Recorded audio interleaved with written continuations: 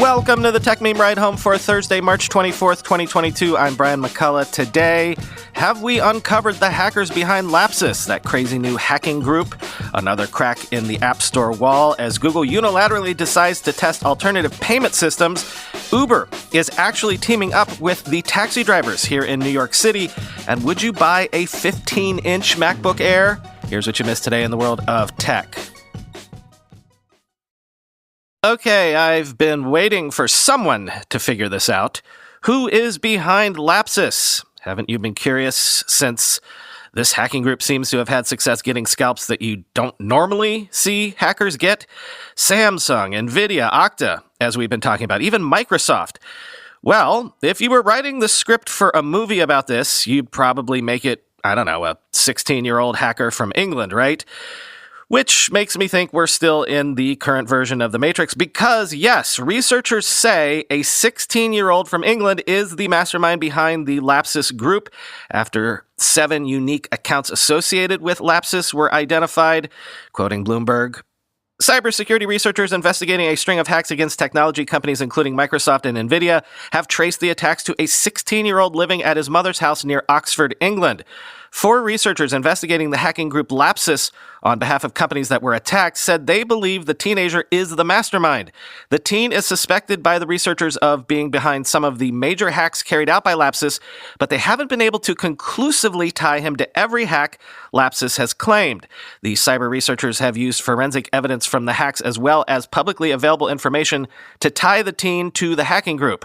Bloomberg News isn't naming the alleged hacker, who goes by the online alias White, and Breachbase, who is a minor and hasn't been publicly accused by any law enforcement of any wrongdoing. Another member of Lapsus is suspected to be a teenager residing in Brazil, according to the investigators. One person investigating the group said security researchers have identified 7 unique accounts associated with the hacking group, indicating that there are likely others involved in the group's operations. The British teen in question is allegedly so skilled at hacking and so fast that researchers initially thought the activity they were observing was automated, another person involved in the research said. Lapsus has publicly taunted their victims, leaking their source code and internal documents. When Lapsus revealed it had breached Okta, it sent the company into a public relations crisis. In multiple blog posts, Okta disclosed that an engineer at a third-party vendor was breached and that 2.5% of its customers may have been impacted. Lapsus has even gone as far as to join the Zoom calls of companies they've breached, where they have taunted employees and consultants who are trying to clean up their hack, according to 3 of the people who responded to the hacks. The teenage hacker in England has had his personal information, including his address and information about his parents, posted online by rival hackers. At an address listed in the leaked materials as the teen's home near Oxford, a woman who identified herself as the boy's mother talked with a Bloomberg reporter for about 10 minutes through a doorbell intercom system. The home is a modest terraced home on a quiet side street about 5 miles from Oxford University. The woman said she was unaware of the allegations against her son or the leaked materials. She said she was disturbed that videos and pictures of her home and the teen's father's home were included. The mother said the teenager lives at that address and had been harassed by others, but many of the other leaked details couldn't be confirmed, end quote. British authorities are apparently looking into this as we speak, as you would imagine. Meanwhile, Brian Krebs has an in-depth look at Lapsus's operations. I won't quote everything from Brian's piece because it's long. Read it yourself if interested, but here's a quick sample quote. While it may be tempting to dismiss Lapsus as an immature and fame-seeking group, their tactics should make anyone in charge of corporate security sit up and take notice. Microsoft says Lapsus, which it boringly calls Dev 0537, mostly gains illicit access to targets via social engineering.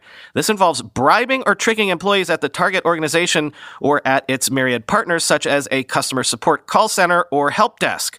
Microsoft found instances where the group successfully gained access to target organizations through recruited employees or employees of their suppliers or business partners. Microsoft wrote, the post continues, quote, Dev 0537 advertised that they wanted to buy credentials for their targets to entice employees or contractors to take part in its operation. For a fee, the willing accomplice must provide their credentials and approve the MFA prompt or have the user install any desk or other remote management software on a corporate workstation, allowing the actor to take control of an authenticated system. Such a tactic was just one of the ways Dev 0537 took advantage of the security access and business relationships their target organizations have with their service providers and supply chains, end quote. The Lapsus Telegram channel has grown to more than 45,000 subscribers, and Microsoft points to an ad Lapsus posted there offering to recruit insiders at major mobile phone providers, large software and gaming companies, hosting firms, and call centers. Sources tell Krebs on Security that Lapsus has been recruiting insiders via multiple social media platforms since at least November 2021.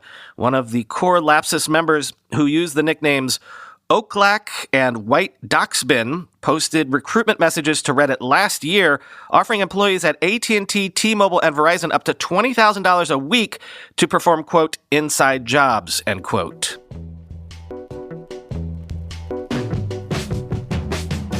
Crack. Google Play is piloting a third-party billing option to select partners globally, apparently beginning with Spotify, quoting TechCrunch. The program will allow a small number of participating developers, starting with Spotify, to offer an additional third-party billing option next to Google Play's own billing system in their apps. While Google already offers a similar system in South Korea following the arrival of new legislation requiring it, this will be the first time it will test the system in multiple worldwide markets. Spotify said the pilot will roll out to all markets where Spotify Premium is available, which is 184 total markets worldwide. Google, however, caution the pilot will begin with select markets and build on the experience over time, and which regions would be first has yet to be determined. As the debut pilot partner, Spotify will introduce both their own billing system alongside Google Play's own when the pilot goes live. Google did not say which other developers it has lined up for future tests, but noted Spotify was, quote, a natural first partner on the effort given its reach as one of the, quote, world's largest subscription developers with a global footprint and its integrations across a wide range of device form factors, end quote. Spotify, of course, has also been one of the larger developers to push for regulatory changes to App Store's existing billing systems and structure, having testified before Congress on the matter, joining lobbying groups and backing App Store legislation, including the Open Markets Act, which would require companies like Apple and Google to permit alternatives to existing app stores. This fight is not just about wanting to have a more direct relationship with customers, it's largely about money. Today's app stores charge commissions ranging from 15 to 30%, generally speaking, for apps offering subscriptions in-app purchases through their platforms. Even in the case of South Korea, where Google was required to permit alternative payment systems, it only reduced commissions by 4% for developers that directed users to their own billing systems.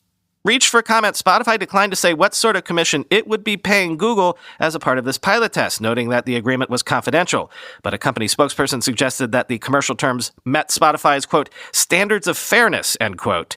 Google also declined to detail the commission structure involved. However, it noted that user choice billing, such as is the case in South Korea, will still involve a service fee regardless of which billing system the user chooses, end quote. So what's interesting here is that this could be the first step toward building a runway, towards eventually walking away from the 30% commission regime for Google, which, as I've said before, strategically, I don't see why they don't do that. It's such an obvious way to jab at Apple. But as Casey Newton tweeted, quote, could be big, but weird that neither company is saying what the cut is. If I don't get a discount from using Spotify billing, why do I care about this, end quote. Well, Casey, you do sell subscriptions to your newsletter, don't you? So any cracks in the App Store wall or potential cracks down the road should be of interest to you.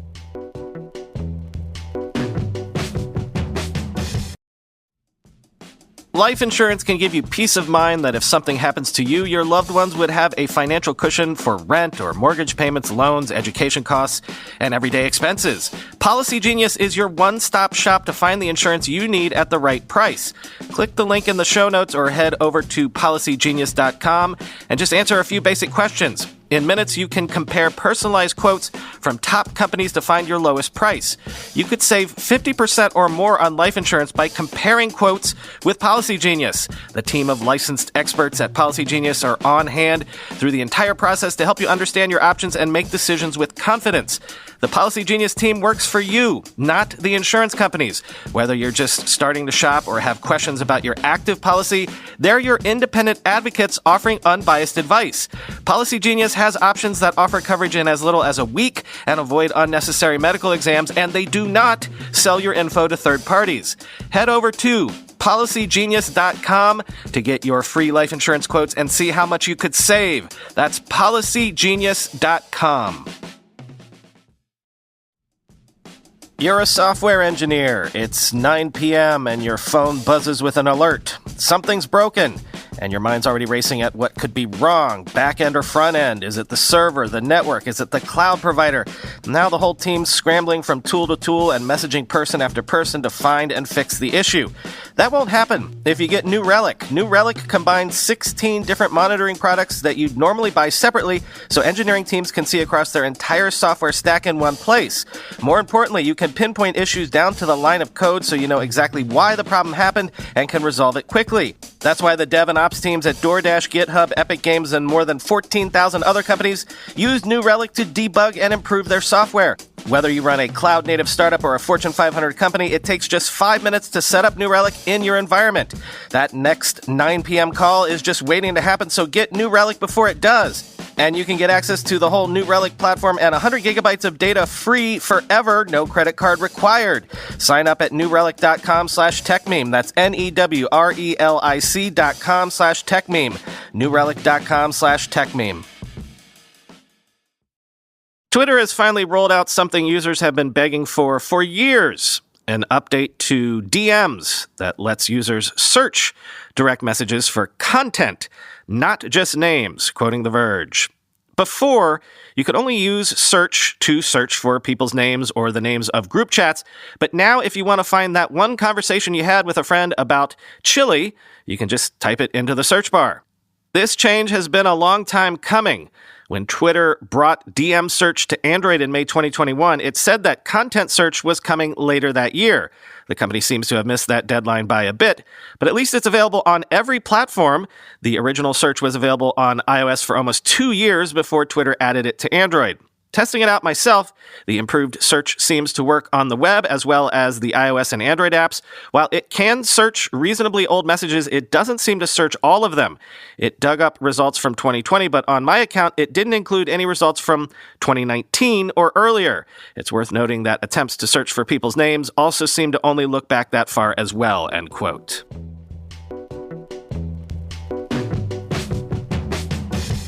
This is local news, but it's interesting for what it represents if it ends up expanding to more markets.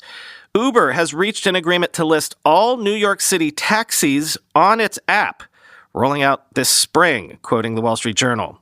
The company has reached an agreement to list all New York City taxis on its app, an alliance that could ease the ride-hailing giant's driver shortage and temper high fares while directing more business to cab drivers whose livelihoods were affected by the emergence of car-sharing apps and the pandemic.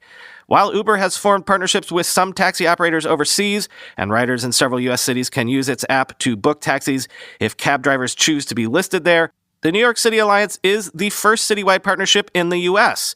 New York, one of Uber's most lucrative markets, has been a battlefield for the company and the city's iconic yellow taxis for years.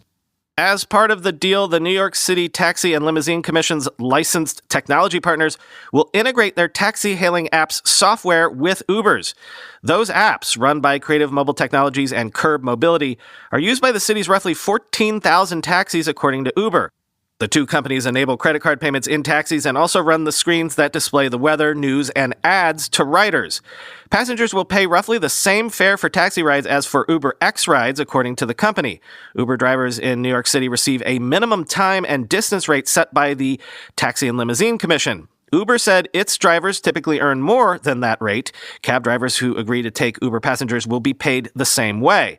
The yellow cab metered rate is based on a different calculus, meaning taxi drivers can make less, the same, or more on an Uber ride depending on the nature of the trip. Unlike Uber drivers in New York, taxi drivers will see expected earnings before a trip and will be able to decline rides they don't think are worth their while, Uber said, end quote. According to a new report, Apple is planning a MacBook Air with a 15-inch display and an entry-level iPad with a display bigger than the current 10.2-inch size for 2023, quoting 9to5Mac. According to DSCC supply chain information, Apple is planning a new variant of the MacBook Air for 2023 that will feature a screen size of around 15 inches. The company is also reportedly planning to increase the display of the current 13.3-inch MacBook Air to something that is slightly larger but still between 13 and 14 inches. Finally, DSCC also says Apple is planning a slightly larger screen for the entry-level iPad. The current entry-level iPad features a 10.2-inch display, and we are only expecting a, quote, slightly larger display once the change is made next year. Internal emails revealed as part of the Epic versus Apple lawsuit also indicated that Apple considered releasing a 15-inch MacBook Air back in the first half of 2008. The company instead opted to make a smaller 11-inch model, end quote.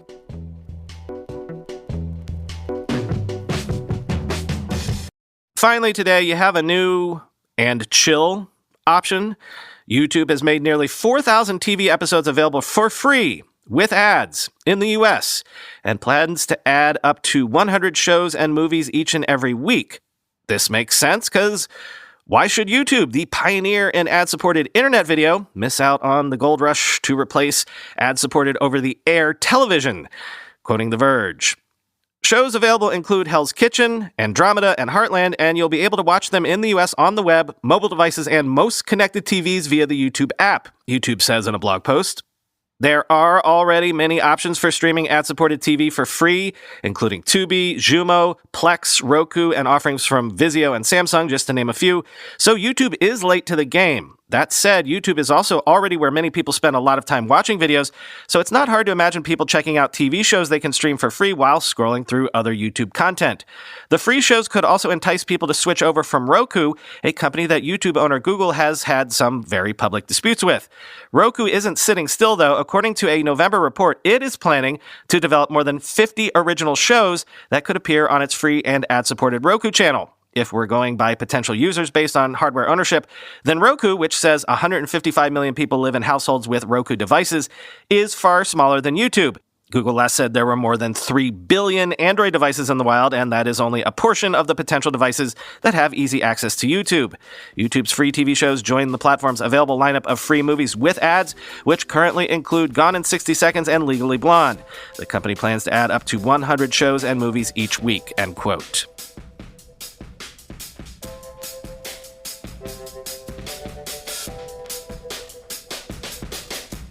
Tonight, 9 p.m. Eastern, 6 p.m. Pacific, a Twitter space. We're going to be talking to the Apple Scoop King, Bloomberg's own Mark Gurman.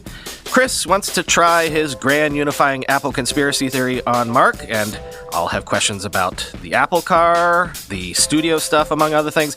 But if you have questions for him, we'd like to do a better job of including your questions for this interview, so questions for Gurman about Apple stuff, tweet them at us with the hashtag AskGurman. That's Gurman, Ask Gurman. And if you're in the room when the discussion is happening, tweet us live while you're in the room with the hashtag AskGurman, and make sure to say in the tweet that you're in the room, then raise your hand, and depending on, time and the type of question, we'll let you ask Mark directly. Talk to you then.